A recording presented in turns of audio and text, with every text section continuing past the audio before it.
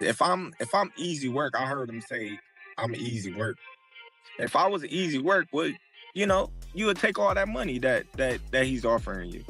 But yet and still, he want 200 million for Benavidez, and he want 150 million to fight me. So that just lets me know right there that I'm a threat to him. I'm a threat to him. I'm a threat to his legacy. Recently, Terence Crawford shared his thoughts on the newly released training footage of boxing legend Canelo Alvarez. Known for his meticulous preparation and dedication, Crawford offered his insights and reactions to Canelo's intense training routines. His comments sparked excitement and anticipation among boxing fans, fueling the buzz around a potential future bout between these two champions.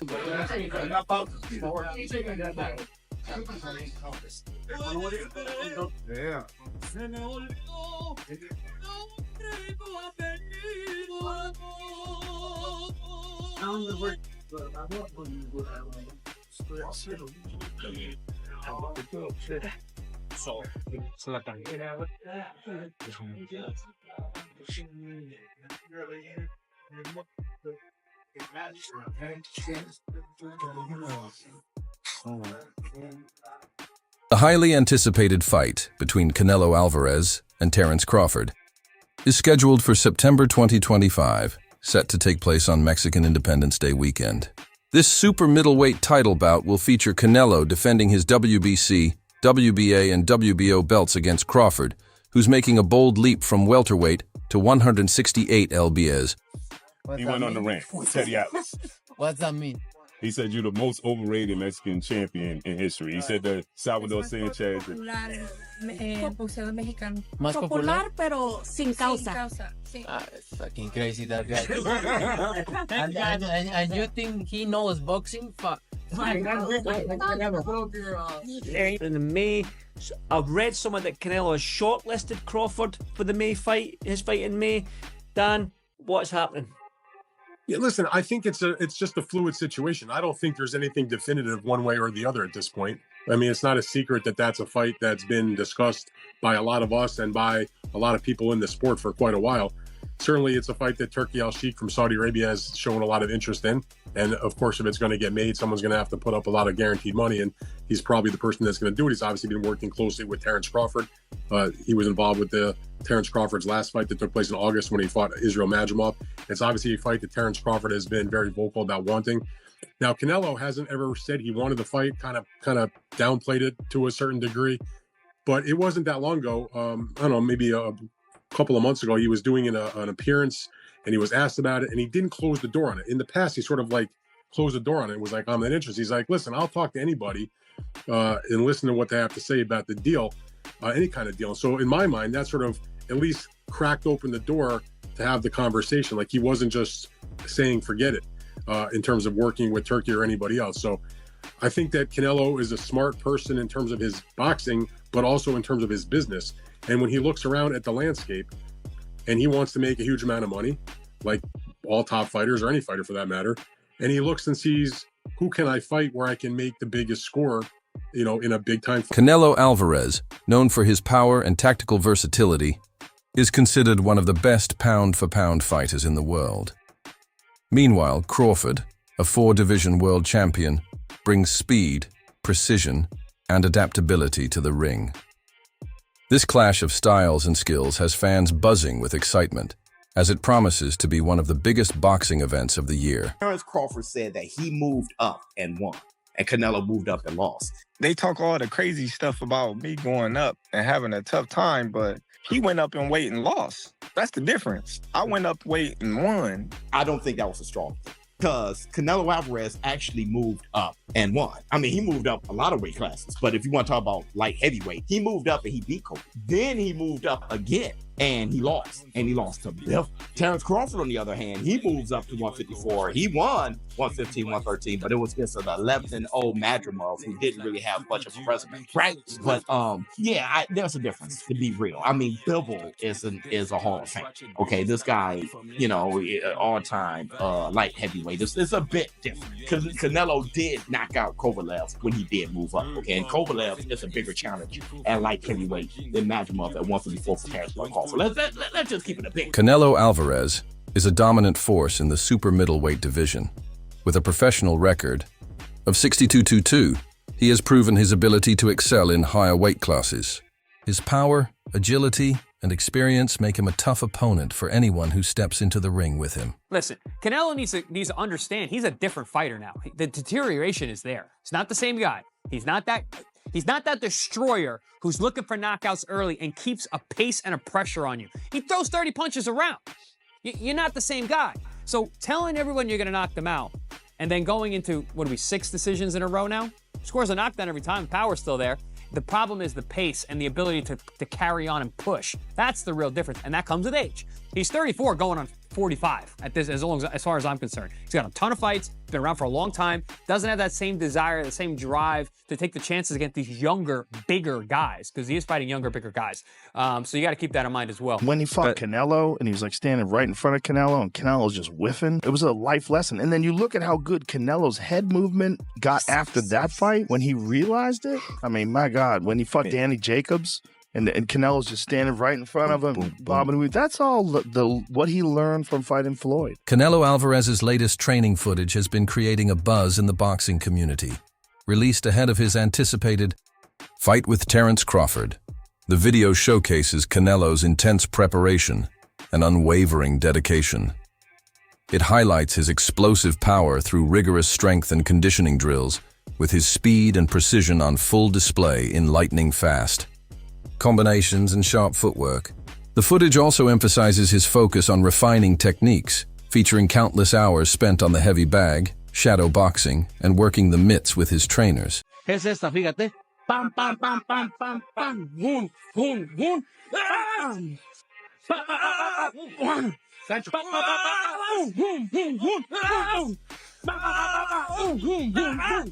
Digo. Eso.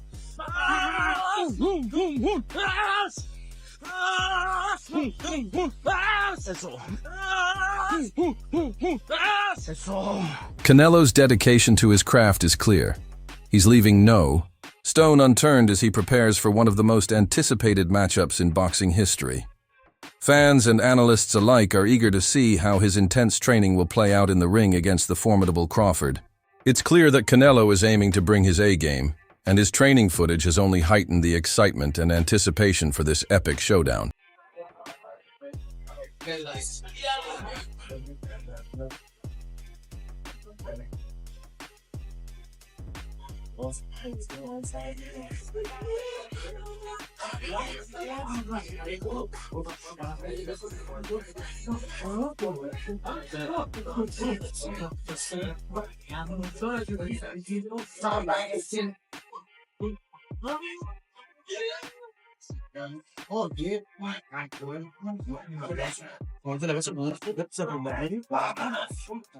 Canelo has an impressive track record, with victories over some of the top contenders in the sport.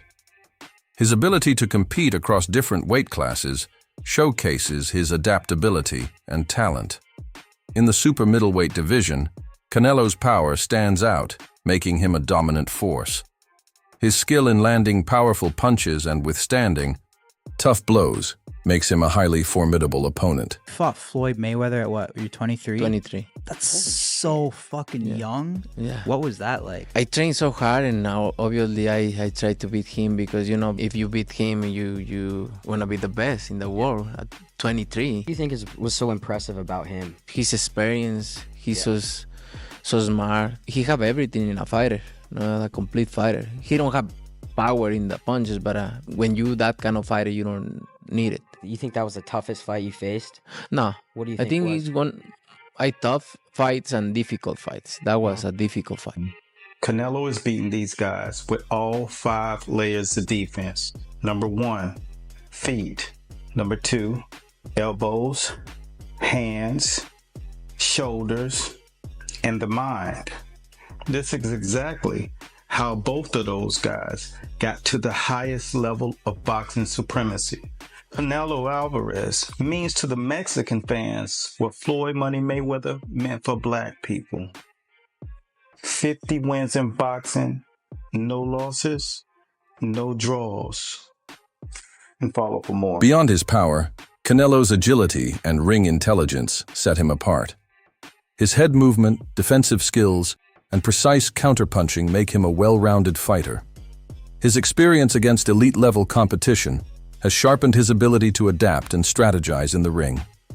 His recent victory over Edgar Berlanga in the super middleweight division further solidifies his status as a top-tier fighter. I'll say he is the hardest, for sure. One of the fighters that hit very hard was Angulo. You know, he's a Cuban guy, and he punched very hard too. So I'll say both of them are like the same, but, you know, with Canelo, I was just mentally ready for his shots. You know, I already told myself, I know I'm gonna get hit.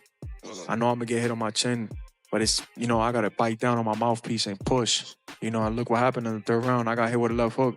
I dropped. We be practicing in camp the whole time, you know, keeping my right hand to my chin, and I wound up just moving, and he connected right on my chin. And you see how I punched my glove. You know, that's like a thing for me when I, you know, my last time when I got dropped, I was punching my gloves. 'Cause I'm like, damn, I got hit with a shot.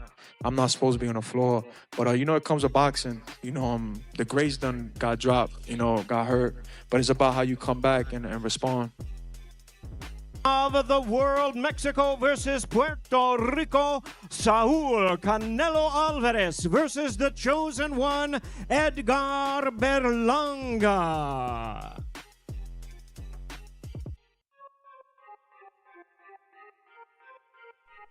Joe Rogan recently shared his thoughts on the upcoming fight between Canelo Alvarez and Terence Crawford during an episode of the Joe Rogan Experience. Rogan believes Crawford has the edge over Canelo, highlighting his speed, skill, set, and strategic brilliance as key factors that could lead to victory. He also broke down how their contrasting styles might clash in the ring, making it an intriguing matchup. Rogan's analysis has added to the growing excitement, with fans eager to see if Crawford can pull off an upset against the formidable Canelo. No, I'm saying at once. Right. I'm saying I started at 135. I'm just saying, like, say if Canelo was the champion at 147 to go up 168. Right in one jump. Yeah, in one jump. Big jump too. 21 pounds. It's a lot of weight. It's a lot of weight. Renowned boxing analyst Dan Rafael weighed in on the highly anticipated showdown between Terence Crawford and Canelo Alvarez. Rafael emphasized the significance of this bout, calling it one of the biggest in boxing due to both fighters' pound-for-pound status. He noted that this fight would be a true test of Crawford's ability to compete at the super middleweight, level against an elite opponent like Canelo, making it a must-watch event for boxing fans. I'm going with Terence Crawford. You know, big weight jump, a dangerous fight, but somebody's got to prove to me that they can break Terence Crawford's will and that he can't figure it out against you. You know, it ain't no disrespect toward Canelo, but I've said this the last couple of years. I'm not betting against Terence Crawford. There's nobody like me. You got to show me that you can beat him. I would say to you that in terms of at least American boxing, or in this side of the world, Tyson, it's not like Tyson Fury and Joshua in the UK is still a huge fight. It doesn't mean a lot in the United States. Likewise, I don't think Canelo and Crawford is necessarily a huge fight in the UK, but here in the United States, it's probably the biggest fight that you could make of what's out there. He doesn't have a lot of guys in the super middleweight division that are going to be intriguing that much to the public, I don't think, right now. He's made it clear he's not interested to fight Benavidez. The Morrell fight was never even really a thing. Both of them have moved up. They're fighting each other on February 1st. And so if you put those guys out of the equation for the time being, and you figure Canelo's going to fight in May, I've actually heard rumblings that maybe he won't fight the May date, but he might go in June. But either way, he's going to be back, you know, in the first part of the year. And you ask yourself, well, okay, who's out there where he can make a score against, right? I mean, you know, I guess he could fight a top super middleweight contender. Like, I mean, I'm not saying this is the fight, but you look at the ratings, Christian Mbili is the undefeated WBC #1 contender. Former world champion Demetrius Andrade believes that while Crawford is an exceptional fighter, Canelo's size and experience at higher weight classes give him the edge. Andrade predicts that Crawford might struggle with Canelo's power and agility. Meanwhile, David Benavidez stressed the importance of respecting weight divisions, pointing out that Crawford would need to move up 2 weight classes to challenge Canelo effectively. Despite acknowledging Crawford's elite skills, Benavidez gives Canelo the advantage, highlighting the challenges of moving up in weight. Interestingly, although Benavidez is a notable contender at 168 lbs, a fight between him and Canelo has yet to materialize.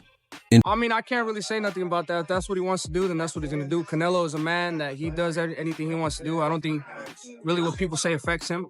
But I feel like the people, they want to see David Benavidez versus Canelo Alvarez. It's the biggest fight to make happen, and I feel like I'm the biggest threat to him. Are you tired of people asking you about Terence yet? No, look, I always say, I respect Terence Crawford. He's a very talented fighter, but he just win one big fight. If you see his record, he just beat one good fighter like Errol Spence is. Yes. But other than that, I don't think he's beating other great fighter like Spence. He did a really good job with Spence. He did like almost look very easy. But I knew Terence Crawford is a great fighter. But you never know in boxing. We'll see. One of the biggest hurdles for Crawford in facing Canelo is the significant jump in weight. Crawford recently moved up to 154 lbs for his last fight, where he secured a decision victory over Israel Madou. However, moving up to super middleweight, 168 lbs, would mean facing larger, stronger opponents, posing a new set of physical and strategic challenges for Crawford. Can't look forward past Saturday, but do you feel like a fight like Terence Crawford? I see he wants to fight, he's made it clear. Do fights like that help your legacy, or do you feel like that's something that's not worth it to you? You know, everything in my career, every fight make my legacy different and better, no? Terence Crawford is a great fighter, he's a good fighter, but like I say, he's a weight classes for a reason. I'm focused 100% on Berlanga, and then you never know what happened. Yeah, Next. yeah, for sure. Just a few weeks ago, you heard what Terence Bud Crawford had to say on why he wants to take on Saul Canelo Alvarez. I just want the opportunity, to fight the best fighter in my generation that's out there. He's the most accomplished fighter, and I would just like to, fight another great. Which is a very noble reason. I mean, it's a reason that I can get behind. If you notice, his primary reason isn't money. He did say it'd be the biggest fight, which, you do want a big fight, but I don't think he meant monetarily, which the money comes, okay? But what he's saying is he want to test himself versus the best. And I think he's telling the truth here, right? Of course you want big money and stuff like that, but I think his swan song is just him test himself up against the very best. Those are the reasons the war room can get behind. When discussing his motivation to fight Canelo, it's clear that for Crawford, it's not just about the money. While acknowledging it would be a massive event financially, Crawford seems more driven by the desire to test himself against the very best.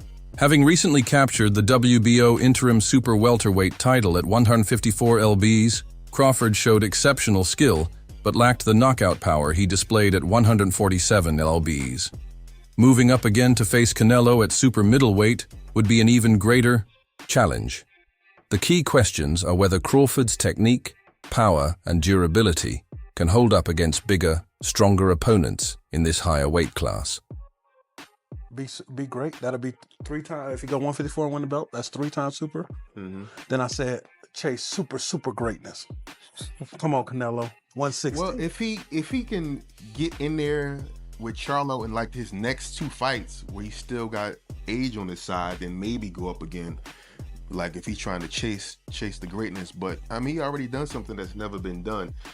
Charlo don't want none of that.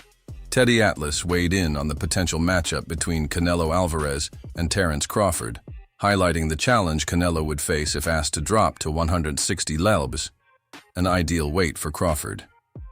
Atlas pointed out that Canelo is unlikely to cut down to that weight, especially at this stage of his career, given his success and comfort at higher weight classes.